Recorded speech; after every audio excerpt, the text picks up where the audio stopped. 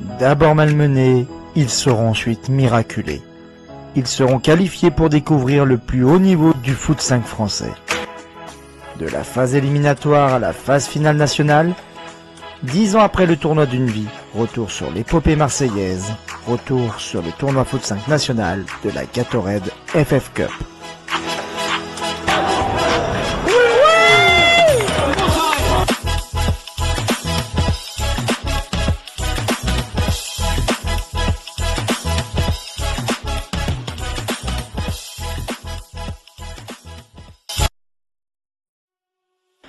La saison 2013-2014 des PM débute le lundi 28 octobre 2013. Le tournoi se déroule à Bessines et c'est une compétition particulière car c'est un tournoi qualificatif pour une phase finale nationale, la Gatorade FF Cup. C'est un tournoi qualificatif qui se passe dans 12 centres en France en 3 étapes. Les 3 étapes détermineront un classement final et le premier de ce classement représentera le Football Bessines Niort pour la phase finale nationale qui aura lieu à Aix-en-Provence au mois de juin 2014. À Niort, la première étape se déroule le 28 octobre pour les matchs allés, le 30 octobre pour les matchs retour. La première étape se déroulera difficilement pour les PM, terminant 3e de ce classement. Malgré quelques joueurs cadres, il faut dire que cette étape était une bonne occasion d'inclure de nouvelles têtes, des joueurs ayant l'habitude d'évoluer les saisons précédentes dans l'équipe 2. C'est l'équipe de l'AS Futsal Niortaise qui termine en tête de la première étape. Et c'est d'ailleurs cette équipe qui avait représenté le Football Niort quelques mois auparavant à la Gatorade Cup 2013 qui se déroulait cette année-là à Rome, en se hissant jusqu'en quart de finale. Vainqueur de multiples tournois, c'est l'équipe à battre. Le second tour qualificatif aura lieu sur une seule soirée le vendredi 28 février, 4 mois plus tard. Et malheureusement, il n'y aura plus que 3 équipes présentes. Le Hall del Paso ayant déclaré forfait, c'est un mini-championnat à 3 équipes sur match aller-retour que se décidera le classement de la seconde étape. Et notre équipe aura fait une belle opération, car elle aura rattrapé son retard en faisant d'abord un nul contre son adversaire direct, avant de les battre au match retour. Tout se décidera au mois de mai.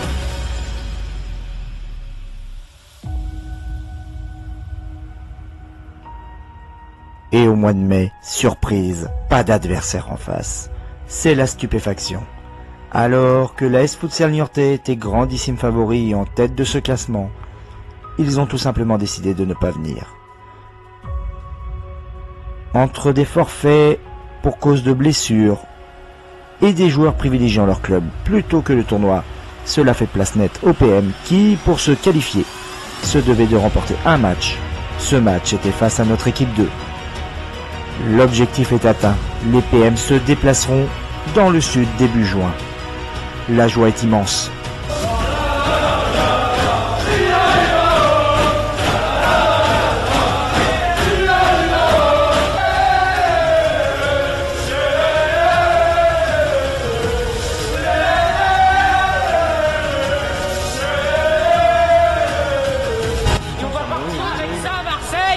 Et oui Yanis, on va partir avec ça à Marseille.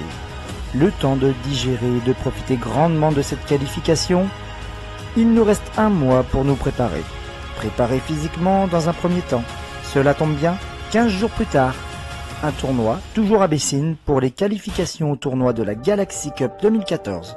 Les PM y affronteront de valeureux adversaires et se classent 3e de cette compétition.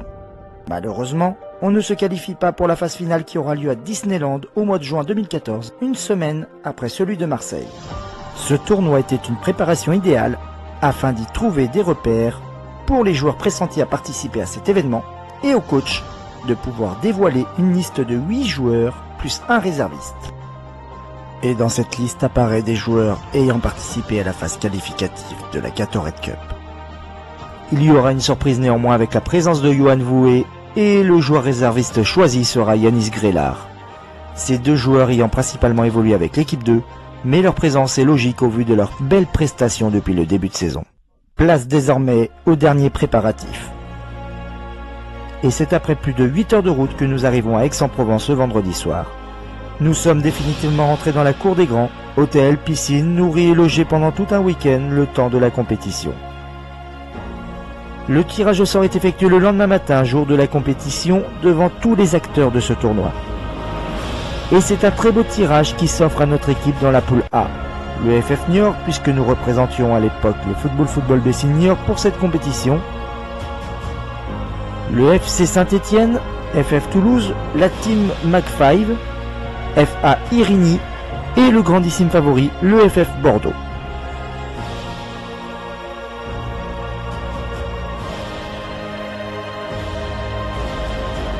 Et sachez qu'en débutant cette rencontre, ce sera le 100e tournoi de l'histoire des PM. Quel beau symbole. Et c'est à 10h30 que nous rentrons en lice dans ce tournoi en affrontant le FC Saint-Étienne, tous deux orange vêtus. L'entame de cette première rencontre est difficile, brouillonne pour notre équipe.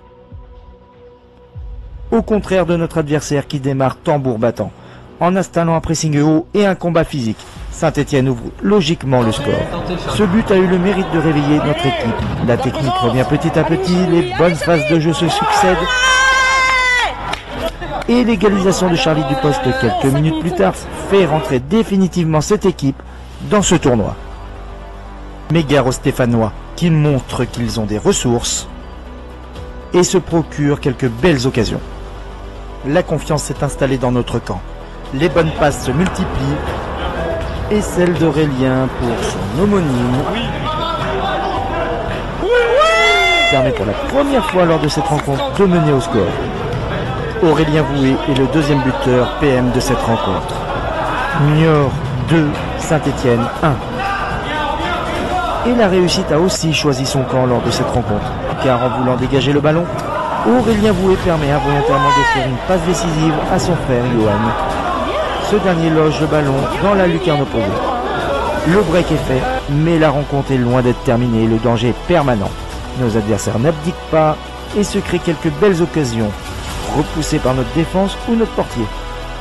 Mais la rencontre sera définitivement pliée à 2 minutes de son terme sur une contre-attaque menée par Charlie Dupost, pourtant bloqué dans l'angle du terrain. En jouant avec la bande, il permet d'offrir un 4e but à Vincent Bréchet, tel un renard des surfaces qui n'a plus qu'à pousser le ballon au fond des filets. Il reste très peu de temps, il suffit maintenant de gérer ce score et malgré une dernière petite frayeur, nos blancs et bleus réussissent l'exploit de remporter un match dans un tournoi national. Et de quelle manière? Victoire 4-1.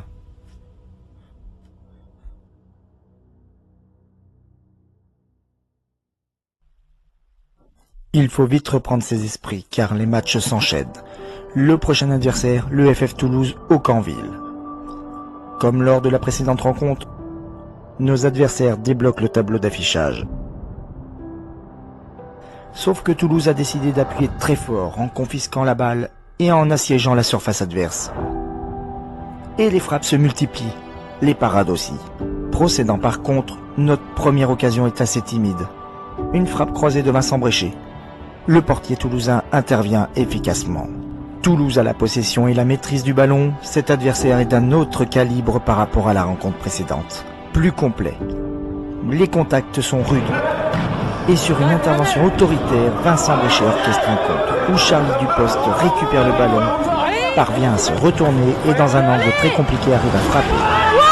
Le gardien repousse dans l'axe un ballon que Vincent Bréchet, rodant à l'entrée de la surface de réparation, d'un petit extérieur, trompe le portier et les PM reviennent à un but partout. Sur un énième pressing défensif, c'est Kevin Girard qui transmet un ballon plein axe à Charlie, qui parvient à se retourner. Bien joué Charlie! Son portier passe entre les jambes du défenseur et finit poteau rentrant. Oui, 2-1. On prend les devants dans cette rencontre. Le match est de plus en plus ouvert. Aïe aïe aïe. La mauvaise relance qui coûte cher à ce niveau. En voulant casser les lignes, cette passe est interceptée dans l'axe. Le face-à-face est remporté par l'avant-centre toulousain. D'un plat du pied gauche, il égalise d'un contre-pied parfait. Pour les spectateurs, c'est un match vraiment agréable à regarder. Les acteurs ne se posent pas de questions, pas de calcul. Ça part d'un but à l'autre. Et dans un angle plutôt fermé, l'attaquant toulousain inscrit le 3e but, légèrement dévié par notre défenseur, dans le petit filet opposé. La rencontre se poursuit et on continue de voir de belles actions, comme cette sortie de balle de Vincent Bréchet pour Alexandre Girard, passe dans l'intervalle pour Charlie Dupost, qui décide de se retourner, de prendre de la vitesse pour frapper du pied droit. Le ballon est difficilement repoussé dans l'angle de la surface. Mais Yohan Voué a intelligemment suivi en reprenant de demi-volée ce ballon pied droit qui termine dans la lucarne. 3 buts partout, c'est de la folie. D'autant plus que sur l'engagement qui suit, les Toulousains ont eu dans leurs pieds la balle du 4 buts à 3. Comme si cette égalisation leur avait donné des idées, les PM retentent de sortir propre et de trouver leur joueur offensif le plus rapidement possible. En trouvant Florian Gorita excentré sur le côté droit, il surprend tout le monde et le gardien adverse également en inscrivant le 4e but. Petit filet opposé en frappant coup de pied extérieur droit. Il reste moins de 2 minutes pour valider une seconde victoire. Mais une perte de balle au milieu de terrain. Les Toulousains reviennent à 4 buts partout en toute fin de rencontre. Et sur l'engagement qui a suivi le coup de massue, un cafouillage offre une dernière action à nos adversaires. Et un ballon contré par notre défenseur remet ce ballon dans l'axe. L'avancant toulousain était bien placé et envoie un missile sous la lucarne et permet à son équipe de mener au score à 30 secondes de la fin. Quelle cruelle fin de rencontre, si proche d'un nouvel exploit. Malheureusement, l'issue de cette rencontre va laisser beaucoup de traces pour la suite de la compétition. Il va falloir digérer la défaite. Il va falloir que les organismes récupèrent rapidement car le prochain match est dans la foulée. Effectivement, la rencontre suivante a lieu 5 minutes après l'affrontement face à Toulouse. Des changements sont déjà opérés assez tôt dans les rangs des PM. L'enchaînement de 2 matchs consécutifs, combiné à la défaite cruelle précédemment, a fait plus de mal que l'on pensait. Mentalement affaiblie et physiquement amorphe, l'équipe est incapable de peser offensivement. Elle se bat avec ses armes, on y voit néanmoins de beaux gestes défensifs, mais montre ses limites. Alexandre multiplie les parades dans les cages, mais cela ne suffit pas. Les assauts de l'équipe adverse se répètent jusqu'à trouver la faille de nouveau. Lors des 2 précédentes rencontres, l'équipe a su réagir après avoir été menée d'1 but. Mais là, c'est tout autre chose. Le break est fait et le Mac5 appuie là où ça fait mal et enfonce le clou. Un 3e but. Puis un 4e. Et malheureusement, un 5e but vient clore définitivement cette rencontre. Le score est lourd mais sans appel. Logique. On y voit quelques timides occasions en fin de match, mais la lucidité a complètement disparu. Un match à vite oublié car le plus gros reste à venir. Et pour cette rencontre, on monte encore d'un niveau. L'adversaire n'est autre que le FF Bordeaux. Grand favori de la compétition, vainqueur de l'édition 2013, ainsi que de la Gatorade Confederation 5 Cup à Rome la même année, et ayant tout simplement dans son effectif des joueurs internationaux. Un autre monde. Nous allons vraiment découvrir ce que c'est le haut niveau du 5. Sans surprise, le début de rencontre est dominé par les Bordelais et parviennent à ouvrir le score ainsi que de breaker très rapidement. En plus de la qualité de l'adversaire, s'ajoutent des maladresses techniques dans le rang des PM, qui coûtent très cher à ce niveau. Et le score s'alourdit très vite, 3-0, puis 4-0. Au moment même de cette rencontre, la question n'est pas de savoir si on allait essayer de revenir au score, mais plutôt de limiter la casse. Néanmoins, malgré la gravité de ce score, nos joueurs proposent davantage de choses que lors de la précédente rencontre. Les minutes défilent et le tableau d'affichage reste stable. Nos joueurs ont repris de la confiance et proposent quelques belles séquences de jeu.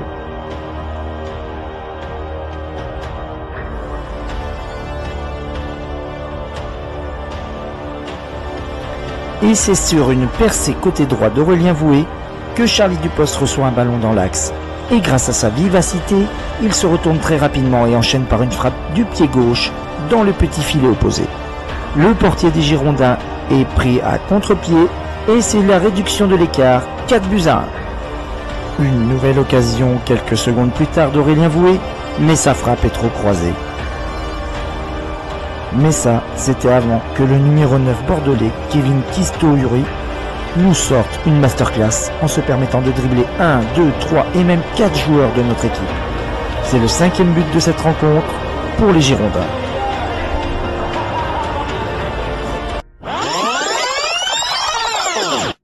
Petite parenthèse, voici Kevin Custori, l'un des meilleurs joueurs de Bordeaux, si ce n'est peut-être le meilleur, mais surtout joueur de l'équipe de France de foot 5 et foot 6, aux multiples sélections. D'ailleurs, juste après ce tournoi, il partait en stage avec l'équipe de France foot 6 à Barcelone avant de préparer le championnat d'Europe en Bulgarie. Un talent brut exceptionnel, et au moment où on fait cette vidéo, soit 10 ans après ce tournoi, il est toujours joueur de l'équipe de France à 37 ans. C'était l'une des stars de cette compétition, la preuve, il apparaît au centre de cette photo, qui est l'affiche officielle de ce tournoi. Nous fermons désormais cette parenthèse pour revenir sur la fin de rencontre, et nous retrouvons Charlie, dont sa frappe croisée n'inquiète guère le portier adverse. Et c'est sur cette dernière occasion bordelaise, sauvée en 2 temps par notre gardien puis Aurélien, que ce match s'achève. Un score, une victoire assez large pour Bordeaux. Mais nous n'avons pas du tout à rougir de cette rencontre. L'adversaire était intouchable, tout simplement pas à notre portée.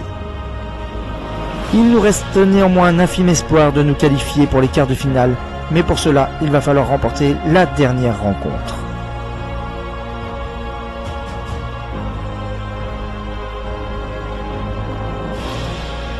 Et ce dernier match dans cette poule A nous oppose au FA Irini, qui compte avant ce duel 3 victoires en 4 rencontres, à la seconde place de cette poule A. Le challenge paraît élevé, mais tout est possible en football. Les PM sont acculés devant leur but pour cette entame de match. Les frappes se succèdent les unes après les autres, avant de concéder l'ouverture du score dès la 3e minute. Et c'est moins d'une minute après que le break est réalisé dans cette rencontre par Irini. 2-0.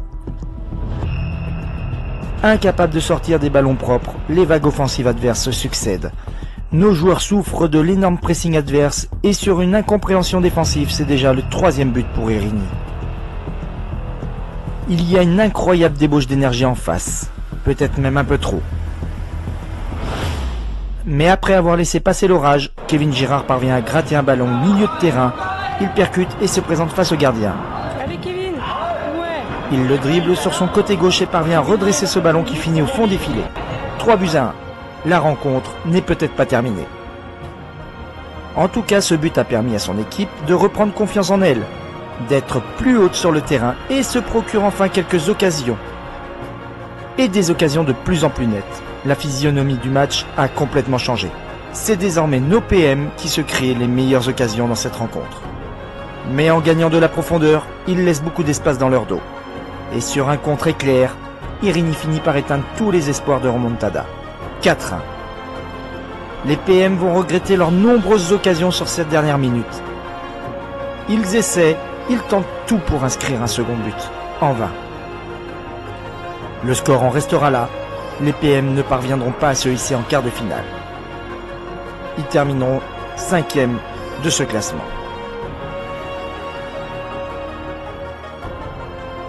Mais avant de quitter la Gatorade Cup, il restera une dernière rencontre à disputer pour le gain de la 9e, 10e place.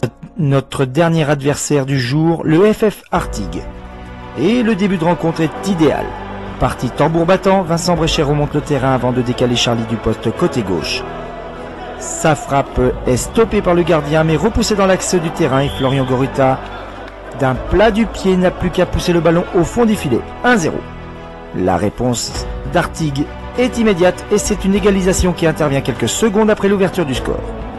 Cette fois-ci, c'est Yohan Voué qui récupère un ballon dans l'axe, qui percute et qui ne se pose aucune question.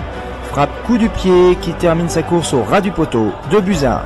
Et peu de temps après, c'est Aurélien Berthaud qui cette fois part de son camp, s'excentre sur le côté gauche avant d'éliminer un défenseur, dribble le gardien d'une feinte de frappe, avant de redresser ce ballon coup de pied droit en lucarne.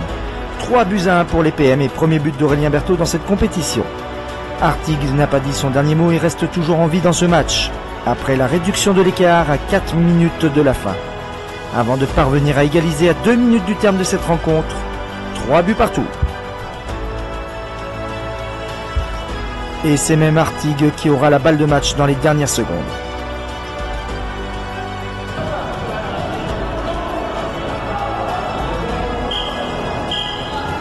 L'arbitre siffle la fin du temps réglementaire. Nous aurons le droit à une séance de tir au but.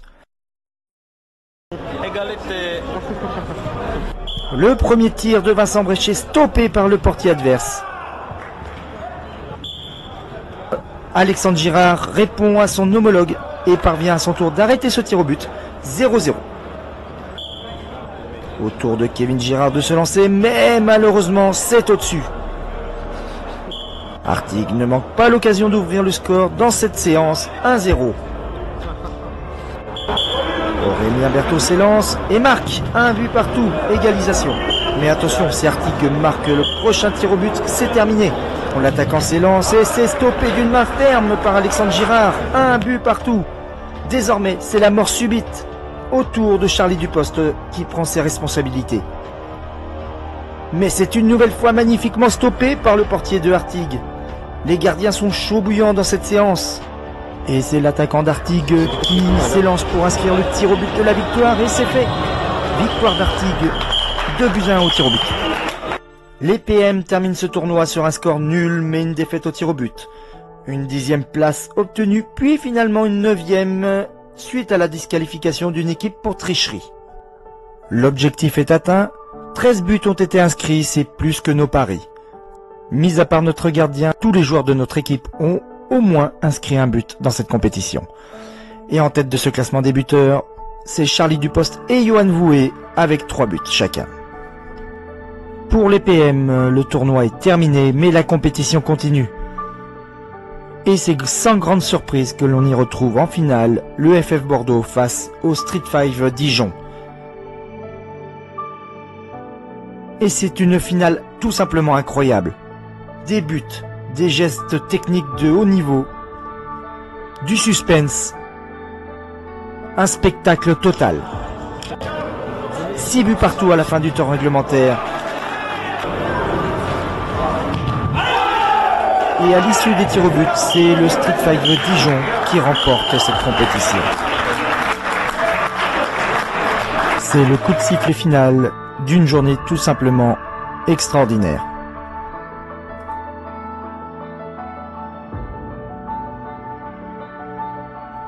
C'est désormais un moment convivial et un moment de détente qu'attendent nos joueurs et nos dirigeants. Et pendant que l'on profite de nos derniers instants dans le sud de la France, notre équipe de elle était engagée ce jour-là aussi au tournoi Sixte de Souchet. Et après avoir été renversée en consolante, une équipe dirigée par Emmanuel Robin et Jean-Philippe Lebon ont réalisé un carton plein, un sans faute et s'adjuge la consolante de Souchet 2014. Une magnifique journée et une magnifique soirée pour notre groupe.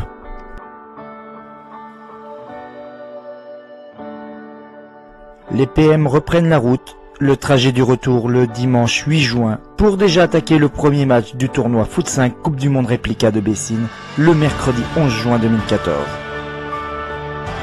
Et notre équipe fera un parcours formidable, ne s'inclinant que d'un but en finale un mois plus tard face au futur triple vainqueur de l'édition. Un groupe qui a ressemblé à quelque chose près à celui de Marseille avec une ou deux retouches.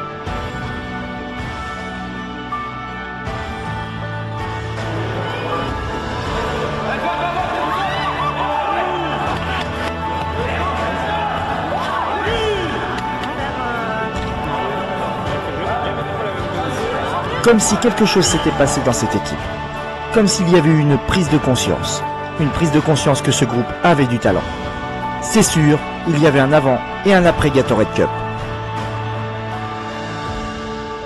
Avant de clore ce chapitre sur les 10 ans, je tenais tout simplement à remercier tous les acteurs, les joueurs présents ce jour-là, les dirigeants, les accompagnateurs, Aline, Amandine, Johan Berthaud, Damien Guilbault, Yanis Grélard qui a accepté d'être réserviste et qui a pris son rôle très à cœur en nous accompagnant, en nous encourageant tout ce week-end. Un grand merci également à Franck Noquet qui a fait partie de l'organisation, qui nous a coachés, qui nous a fait faire des séances gratuites pour nous entraîner. Louons également ses talents de négociateur au moment où il a fallu trouver 2 véhicules afin de pouvoir se déplacer dans le sud de la France. En tout cas, ce fut un moment mémorable, inoubliable, et j'espère une chose, Que la jeune génération DPM puisse connaître ça un jour. Rendez-vous désormais dans 2 ans pour un nouveau documentaire, cette fois-ci consacré sur l'épopée du tournoi futsal national de Bergerac. Un résumé XXL du premier match de poule jusqu'à la victoire en consolante. 18 rencontres passées au crible dans les moindres détails.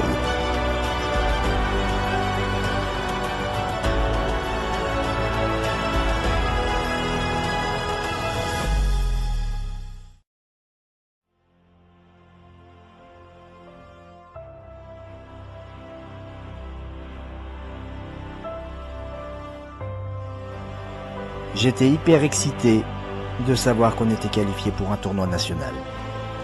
Beaucoup de stress dès que le tournoi a débuté, mais il a été vite atténué grâce à cette victoire contre Saint-Étienne d'entrée et qui nous a fait énormément de bien. L'équipe de Bordeaux et leur capitaine Kevin Custori m'a vraiment impressionné.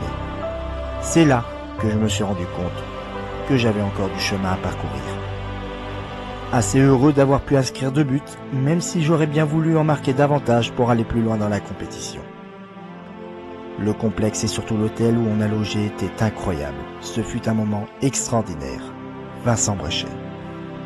On avait un groupe soudé qui n'avait pas peur de se dire les choses. La victoire contre Saint-Étienne nous a fait du bien d'entrée de tournoi. Étant supporter lyonnais, je ne pouvais pas perdre contre Saint-Étienne. L'hôtel et la piscine étaient géniales. On y était comme chez nous. Aurélien Berthaud. Ce qui m'a le plus marqué ce week-end, un peu tout, la ville, l'ambiance, le niveau des adversaires, surtout Bordeaux. Et notre vaillance. La victoire d'entrée contre Saint-Étienne, un plaisir immense. Prendre un nom d'entrée et réussir un gros match de suite, ça fait du bien et on sait déjà qu'on ne repartira pas avec 0 victoire. Inscrire 3 buts dans cette compétition, sur le moment je ne réalise pas. C'est bien plus tard, une fois rentré chez moi, que je me dis, c'est pas mal ce que tu as fait ce week-end. L'ambiance du groupe a été extraordinaire. C'est ce qui a fait aussi notre force. On est un groupe de potes, ce qui rend tout moins bien difficile.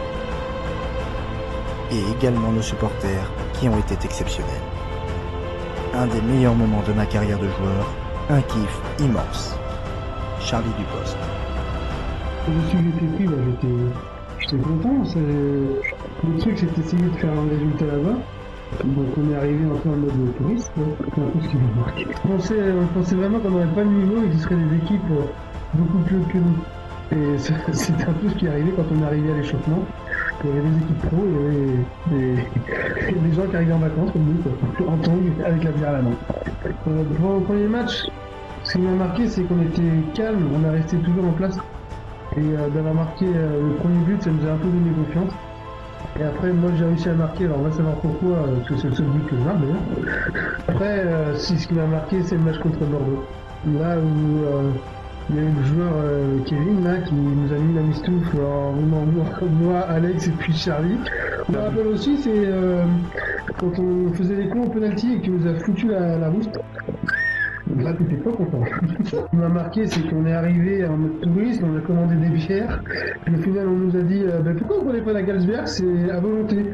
Oh, fallait pas nous dire ça, nous.